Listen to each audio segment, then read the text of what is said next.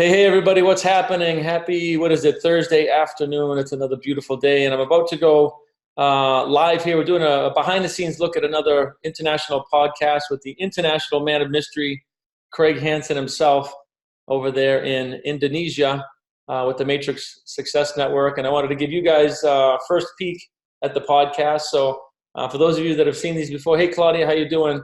You know that I'll be kind of looking down here at the podcast, and you guys will be able to hear the interview from Craig. And we're going to be going over the Impact Summit, the 6 biggest takeaways, the 6 biggest points. We're going to go a little bit deeper. So if you're catching us live here, again, I'll be looking a little bit down, but speaking to you guys as well. So Mr. Craig Hansen, go ahead and take it away, brother. Awesome.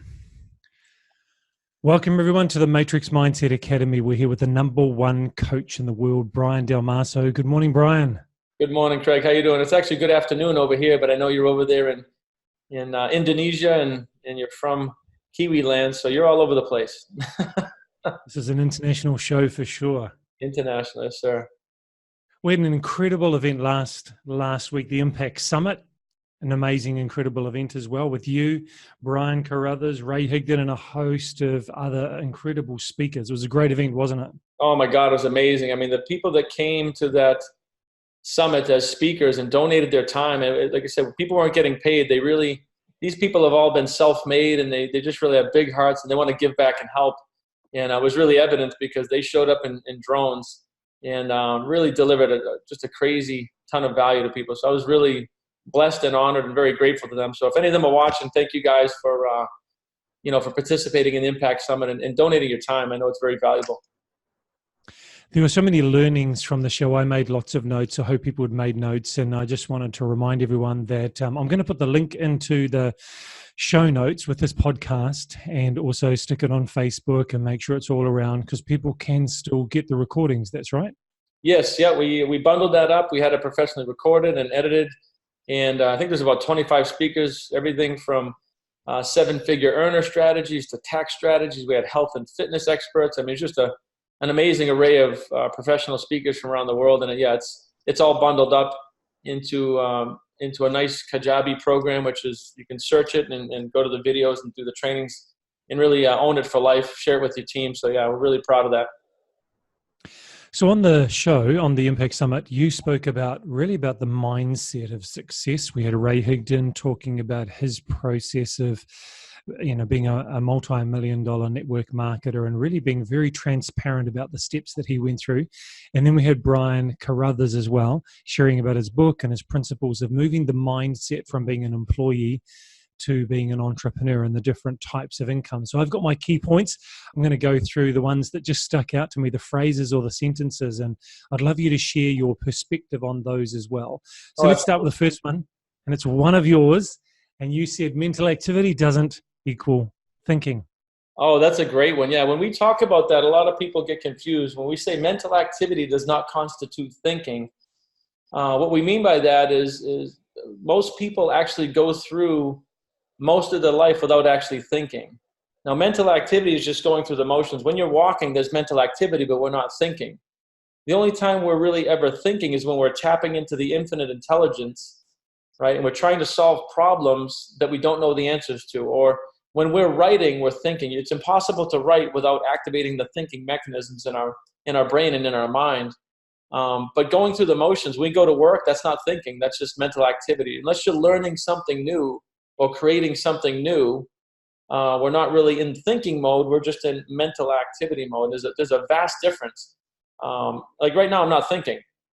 Right? It's just mental activity. My voice is moving. My hands are moving. It's just mental activity. I'm not trying to solve a problem or create a new program, or you and I are not masterminding on trying to figure out, a 7-figure problem. So that's really the difference. When we say mental activity does not constitute thinking, that actually gets people to think and they analyze their day. It's like, no, I just kind of went to work and I drove, but I didn't create anything new. I didn't solve any problems and I didn't write anything down. So I wasn't really in thinking mode. Does that make sense?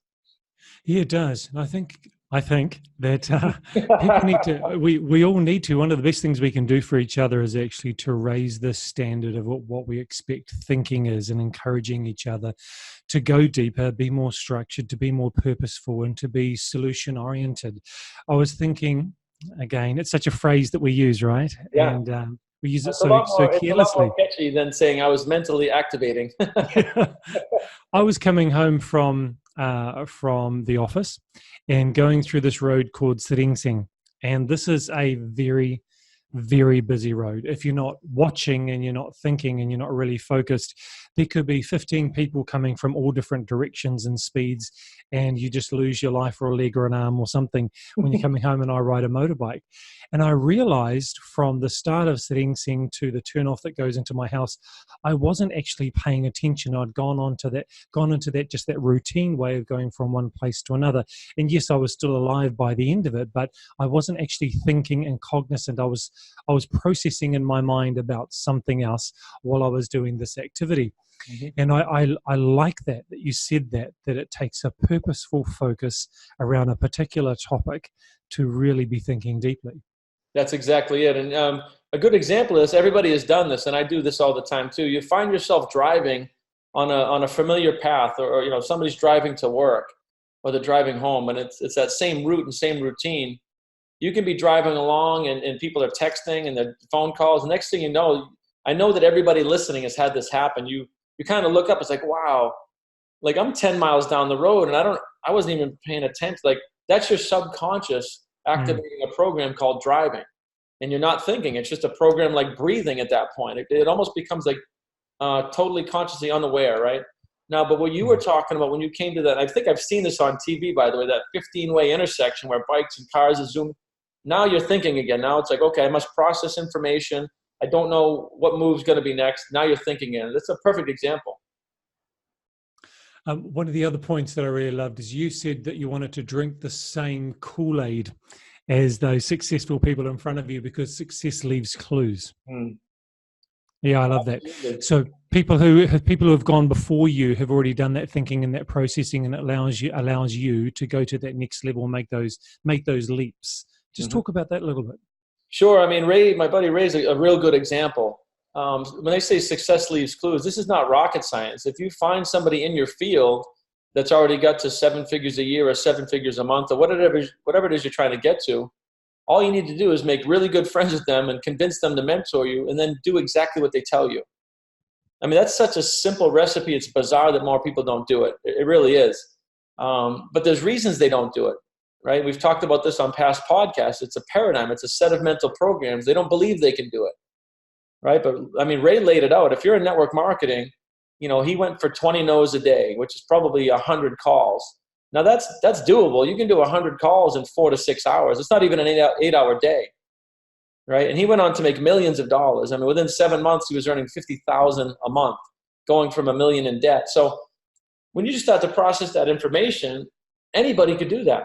And I do mean anybody, but most people won't because of their limited beliefs in their programming. And then you have desire and willpower and drive, but anybody could do that, So when we talk about success leaves clues, I mean, I model Bob Proctor, right? My coaching business, what we're doing, I literally model what he's doing. I mean, their company makes $100 million a year. He's one of the top, I think he's the top wealth mindset coach in the world. But even as far as just running a consultant business and running the business part of it, he's one of the best in the world. I mean, obviously you got people like Grant Cardone that are really leveraging media and technology. But as far as my business goes and what we do for coaching and in the wealth mindset, I'm modeling what Bob does. I'm not going to go recreate everything. There's certain things that I do that are different because obviously we're in a newer age than when he started his business. But for the most part, he's already figured out what works and what doesn't. I'm just going to do the same damn thing he does, as Ray would say. Yeah, I really like that. And that different paradigm of what Ray said, go for no. Go for no. And I wrote that down. It was go for no. I thought, what is he talking about? Why go for no? Everyone wants to go for a yes and get a positive response. But he actually went for no. And then he knew he had contacted enough people that it was enough for the day, and then keep moving on. Switching that paradigm is really, really, really tough. to follow the success of others and accept what you think is crazy. It's opposite to what you think. So how can we help people do that then to make that switch? Well, I think it starts with awareness, Craig. That's a really good question. We talk about, switching a paradigm is tough. Let's go to the root cause of why it can be tough, right? The paradigm is a set of mental programs stored in your subconscious mind that causes all of our habitual behavior. We have a program called walking. We have one called speaking. You just took a sip out of your cup. Well, that was a program that you consciously activated because you were thirsty and you wanted some coffee, whatever you're drinking. That was a program. If you had to consciously think of doing that, you would have spilled the coffee all over yourself like a baby would, right? Now, it's important to understand that the subconscious mind is 1,000,000 times more powerful than the conscious mind for a data storage center. And then it's important to understand why. The reason why is if it wasn't more powerful than the conscious mind, you would have to relearn how to walk every single morning. You'd have to relearn how to speak, how to eat. So it's important to understand that our subconscious is a data storage center. It's designed to store programs so we don't consciously have to activate them because the conscious mind can't process that much information. Now here's the deal and here's the problem. The subconscious mind doesn't know the difference between a good program and a bad one. It wouldn't know the difference between gambling and smoking or wealth building. It's just a program, right? Walking, talking, gambling, drinking, all just programs. The subconscious mind doesn't know good from bad. That's a conscious awareness. So once we start to understand this, okay, this is why I've been trying to lose weight for a decade and I can't. It's because my paradigm is at a set point of 50 pounds overweight. But once we start to understand what it is, we understand that we can use the spaced repetition of emotionalized ideas over time to rewire the programming in our subconscious mind. And that's really what we teach and what we do in the Matrix Mindset Academy and in our advanced programs as well. And none of this is my opinion. This is science, and this is the physics and the science of how a human being thinks and acts and operates. So what Bob has done and what I've studied and what we teach now is that process. How do we, now that we understand that the paradigm is our subconscious and it's a data storage center, how do we erase bad programs and install new ones? And that's exactly what we teach. Ray said something else. He said that he asked the question, does your daily routine make success inevitable? I love that. And that's quite challenging. I love it. That's a really good one. So think about it. That's really easy, right? And so if I look at my daily routine, we're the CEO of a software company. We're building an international global software. I have a network marketing company. They work diligently every day. The coaching and consulting business that we do with Bob and yourself and our team, every day I'm on the phone. I'm prospecting, I'm coaching, teaching, training. I go to the gym almost every day. I eat really good, cleanly almost every day. So if you look at, does my daily activity, if I just keep doing what I just told you, is success inevitable? Like no question, no chance. Is it inevitable? And I would say yes, because it's multi-tiered. I'm not just working a real estate business. Well, you can do that for a decade, and then you can have the economy collapse like it did in 2006 and 2000 and then the Great Depression. So that wouldn't be constituting building a bulletproof economy. So when Ray said that, does your daily activity guarantee success? We all need to look at that. If we're going to a $15 an hour job and eating a box of donuts a day, smoking a pack of cigarettes, if you repeat that every single day for 10 years, I see you smiling, but it becomes blindly obvious, doesn't it? It's Absolutely right. It's magnification. Would what I did today, if I magnify that times 1,000 days, would that guarantee success? And the beautiful thing, Craig, is this is not rocket science. It really isn't. It's not 100 things we got to do. It's like 5. I drink water instead of soda. Invest $100 a month instead of buying $100 in cigarettes a month over 40 years.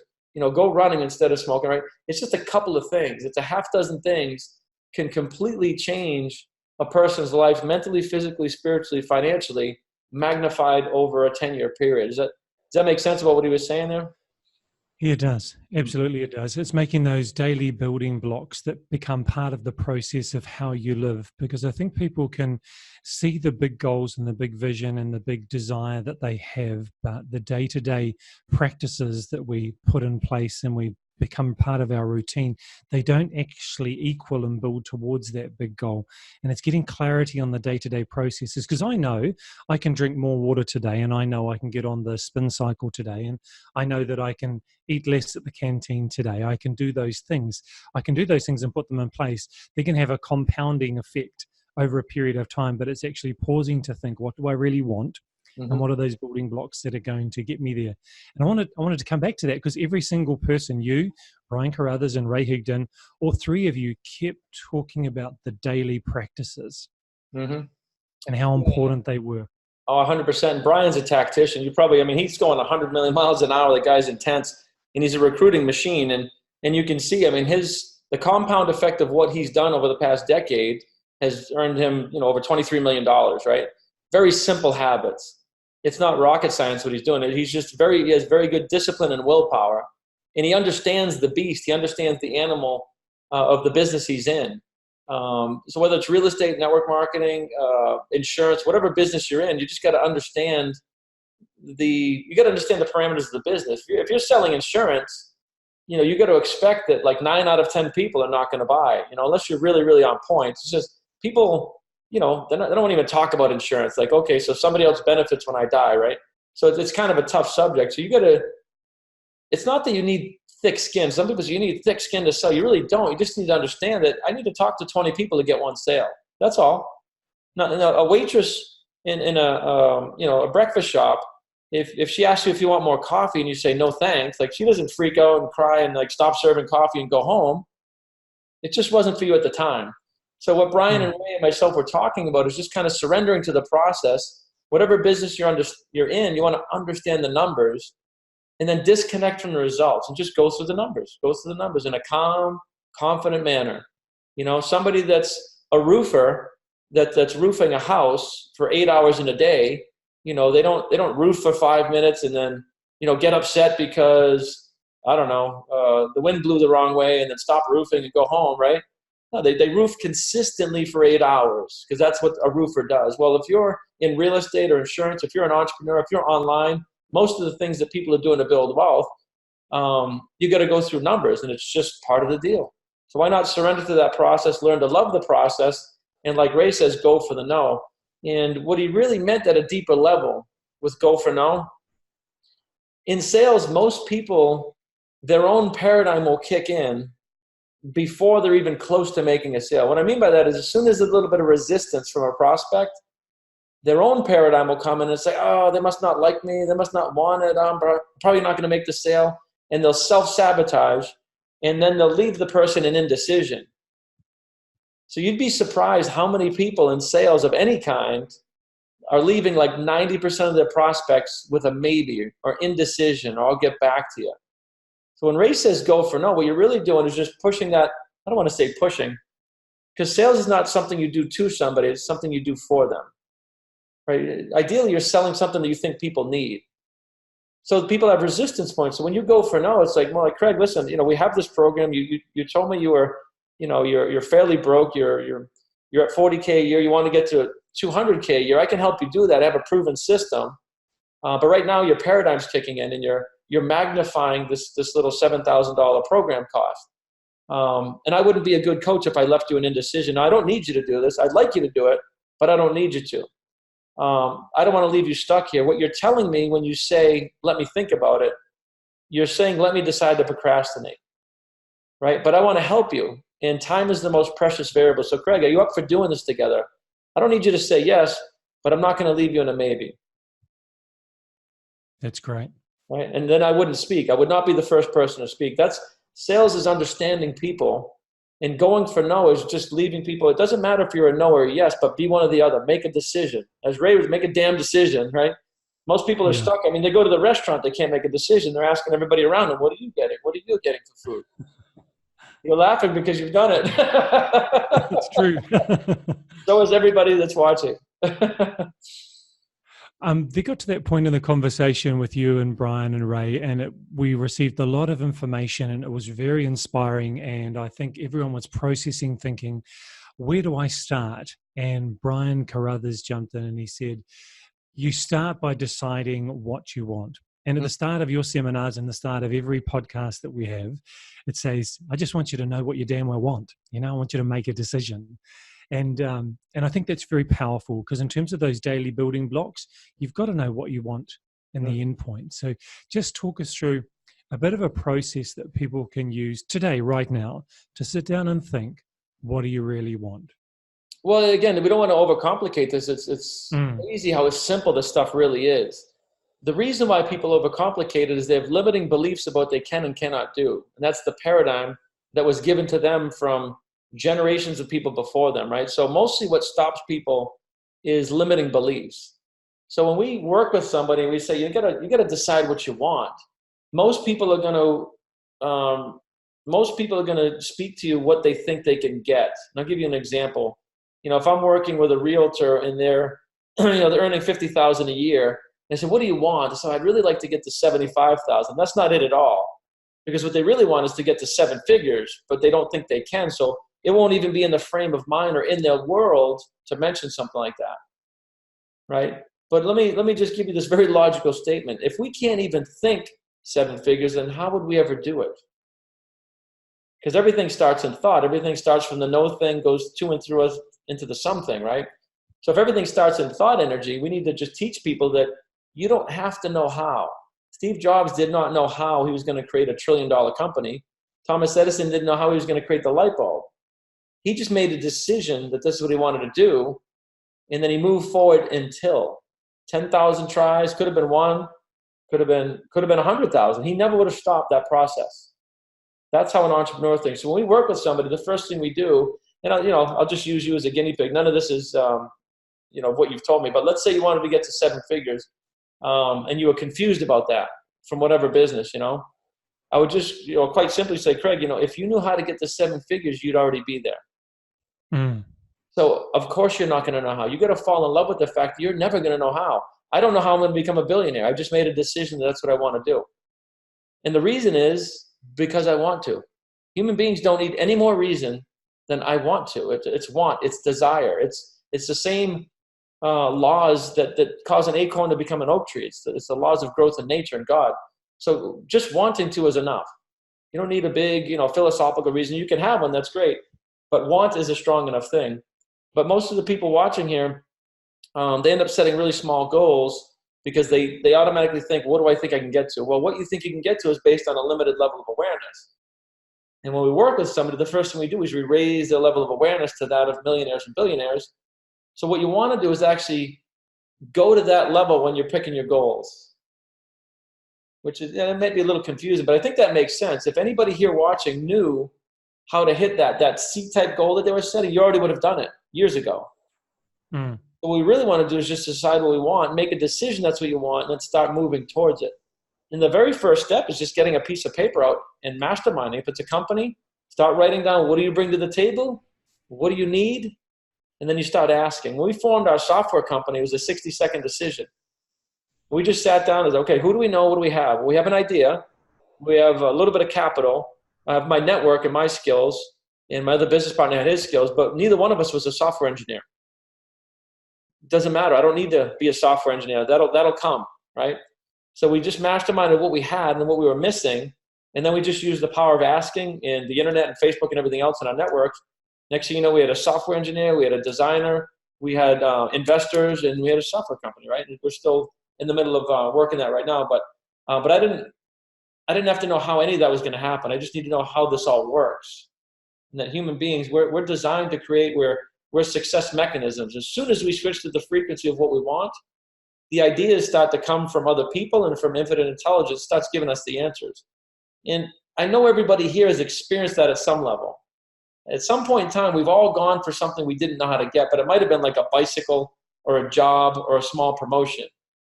Man, I really want that promotion. We're putting energy out. Next thing you know, our language changes. We craft a resume. Well, that's just energy.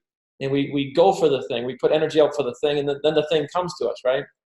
So that's just a smaller scale version of the bigger thing, and there is no such thing as big or small. It's just all relativity. So I know that's a long-winded answer, but it starts with decision and deciding what do you want and not what you think you can get. And some of the ways that you help people to do that, Brian, I mean, I know that you do personal coaching for $100,000. You know, we have programs that are highly regarded, being used around the world for decades. They're thousands of dollars. But then you've developed the Matrix Mindset Academy, which is $20 a month, the price of a couple of coffees, you know. Yeah. And so we have people all around the world who every single day are getting live coaching, mindset, personal development coaching from you in our private Facebook group. So tell us a little bit about the Matrix Mindset Academy, because that's anyone can access that right now. No, I'm glad you brought that up. So I mean, that came from a labor of love and a passion of wanting to help millions of people instead of hundreds or thousands, you know. I was 43 years old before I got in front of this information in a big way, which is why my life was like a roller coaster. You know, I had money, lost money, you know, married, divorced. Just, you know, I had a great life and no complaints at all. I've had a brilliant, beautiful life. I've been traveling and stuff like that, but it's still not anywhere near as effective as I could be. So once I started to tap into this information and have the results that I had with it, and I started coaching with people, it's just like, wow, there's just a lot of people that aren't quite at the level of being able to invest for our mid-level programs. And I wanted to create something that somebody could be living on a park bench and access. Like somebody can literally collect cans, and I mean, for some reason, somehow, even homeless people, they all have smartphones. But we can, as long as you get a smartphone. And I want to correct you, it's not a couple of cups of coffee. If you go to Starbucks, it's actually one cup. $19, boom.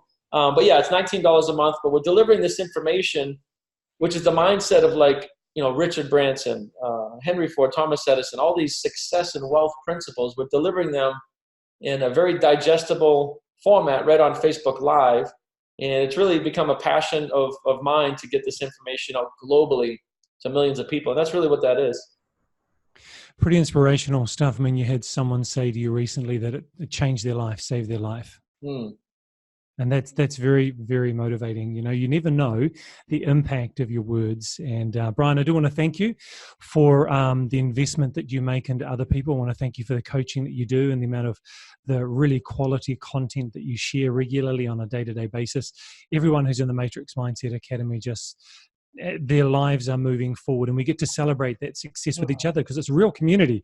You see people have success, they share it, everyone champions them, because I think that's very important to move on from where we are to where we want to be. To make those steps is actually have cheerleaders around you, people who have a growth mindset, not even a similar mindset, but a growth orientated mindset, because we all have different backgrounds, different experiences, and we're all wanting to go towards different things. But having people to say, yeah, man, go for it, you can do this, because often our environment and the people around us can actually be limiting. No, you hit it right on the head, Craig. I'm glad you said something about that, about the environment. That's another reason we created it. Most times when we're working with people, their environment is just pretty much all negative. Even it could be family members where they work, their fellow employees, and we become what we're surrounded by, right? We become what our environment conditions us to be, especially if you're not trained in this stuff. You know, if we were to take a brand new baby and, put that baby, growing up with Warren Buffett for the next 30 years, right? Financially, that baby would be a genius billionaire, you know? So environment is everything. It really is. It conditions us until the point where we become aware that we can create our own mental environment, which is what we do in the Matrix Mindset Academy. So what we're doing is, like you said, on a daily basis, people can get into a like-minded, positive community. Well, if you do that for a period of 365 days, it's going to pull you up. It's a high vibration. People are networking. They're making connections, and they're just helping each other. And it really is a family community. I just love it. I love going in there, and I love interacting with the members. And the gentleman you're talking about is a Matrix Mindset Academy member. And I went and had coffee with him. He wanted to have coffees. I want to just talk to you and tell you some things. I didn't really know what it was about. And man, he almost had me in tears from where his life was with. I mean, I don't really think much about it, to be honest. I'm just giving this information that I'm learning, And he just told me what had happened with he almost lost his family and his company, his business, just from really holding on to a lot of anger. And he dropped all of it. And now he's with his employees. He does gratitude every morning. He does gratitude with his kids. At dinner. It's just really beautiful, and it let me know that I'm doing the right thing, and my heart's in the right place, and it was really good. Yeah, you need that though, don't we? We all need those people to say, actually, that made a difference. And what you're doing with the Matrix Mindset Academy is part of that, making the daily routines that make success inevitable. Like you say, and if you do it every single day for 365 days in the year, there's going to be a change. There just has to be a change. It is just absolutely inevitable that it's going to happen. Brian, thank you so much for your time. Just want to remind everybody that the Impact Summit, you can still buy the recordings and get those and access them anytime, anywhere for life. And I'll put the links in the show notes. Thanks so much for your time, Brian. Have a fantastic evening. Craig, thank you as well. I know it's early in the morning over there for you, and I know that you get up early to do this, so I really appreciate you and what you brought to the Impact Summit too. Most people don't know that, maybe some do, but you really orchestrated that whole thing. It was your brainchild, and you drove the team to and through that. You were masterful as an MC, so I want to just publicly thank you for your efforts in that as well, and we'll see you on the next podcast.